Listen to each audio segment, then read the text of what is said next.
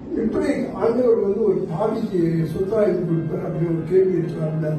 இயேசு கிறிஸ்து நம்ம சப்ஸ்டிட்யூட். ஆண்டவர் நம்மளை பார்க்கும்போது அவர் ரத்தத்தால கழுவுல பிள்ளையா தான் நம்ம பார்க்கிறாரு.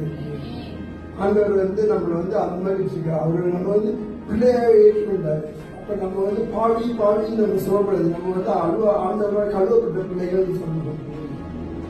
புதிய உடன்படிக்கைங்கிறது something different from old covenant. பழைய ஏற்பாட்டை விட புதிய உடன்படிக்கை வேற மாதிரியா இருக்கு அப்படின்னு சொல்லுவோம். இந்த புதிய உடன்படிக்கை இயேசுவோட ரத்தத்தால் எழுதப்பட்டது.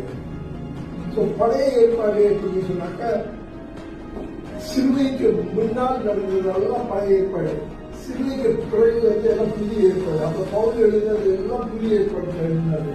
அப்ப இந்த பழைய உடன்படிக்கையை பார்த்தீங்கன்னாக்கா 5 உடன்படிக்கை இருக்குது. அந்த 5 உடன்படிக்கை சேர்ந்ததுதான் ஒரு பழைய உடன்படிக்கை. முதலாவது அடாமிக் கவனம், ஆதாமோட ஆண்டவர் உட்கொள்வாங்க உடன்படிக்கை. ரெண்டாவது நோவாவுக்கு கவனம், அது நோவாவோட உடன்படிக்கை. மூணாவது எப்ராஹிம் கவனம், எப்ராஹிமோட உண்டாக்கும் கவனம். நாலாவது ஜெயந்தி கவனம், தாவீதோட அவர் ஆண்டவர்.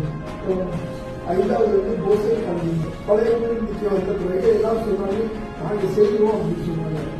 அப்ப அவங்க செய்ய முடியாத காலம் வரும்போது ஆண்டவர் சொல்றாரு, நீங்க செய்யாம இருந்ததான் போதும், இனிமேல் நான் தலையிட போறாங்க.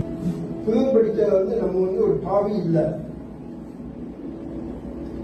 ஆண்டவர் சொல்றாரு, உங்களோட பாவத்துல நான் சுமந்து கொண்ட உன்னை மகளாக ஏற்றுக்கொள்றேன் அப்படின்னு சொல்றாரு. அப்ப இந்த புதிய உடன்படிக்கை நம்ம எல்லாம் வரும்போது பாவிகள் இல்லைன்னு நம்மளுக்கு உணர்வு போடணும். நம்ம ஆண்டவரோட பிள்ளைகள்னு நினைத்து கொண்டு வர வேண்டும். நான் ஒரு மகனாக இருக்கிறேன் அப்படிங்கிற தெரிந்த புத்தியோட வரணும். நம்ம ஒரு சேவன ஒரு அடிமை வேலைக்காரனாக மென்டாலிட்டியோட வரக்கூடாது. நம்ம அந்த மென்டாலிட்டியோட வந்தோம்னாக்க நம்மளுக்கு ஆண்டு வைத்திருக்கிற ஆட்சியோட நம்மளுக்கு கிடைக்கப்படுதில்லை. நான் 40 நாள் உபவாசம் எடுத்தேன், எனக்கு ஹீட்டிங் வரும் அப்படின்னு நினைக்க வேண்டியதில்லை.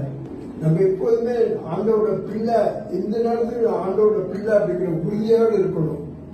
ஆண்டவரோட ரத்தத்தால கழுவப்பட்ட பிள்ளை அப்படின்னு, நம்ம பாவமாலாம் கழுவப்பட்டது அப்படின்னு அந்த உறுதி நம்மளுக்கு இருக்கணும். அதனால நம்ம ஜெபிக்க வேண்டியது இல்லைன்னு, நம்ம வார்த்தையை வாசிக்க வேண்டியதுன்னு இல்லை, நம்ம ஆண்டவரை தொழில் கொள்ள வேண்டியது இல்லை. நம்ம எல்லாத்தையும் செய்யணும். ஆண்டவரோட வார்த்தையை தியானிக்கணும், நம்ம ஜெபம் பண்ணணும், நம்ம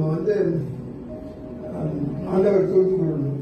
நம்ம எந்த நேரத்தையும் இந்த ஆண்டோட கிருபையை பெற்றுக்கொண்டோம்னாக்கா ஆட்டோமேட்டிக்கா நம்ம ஆண்டோட வார்த்தையை வாசிக்க போவோம். ஆண்டோட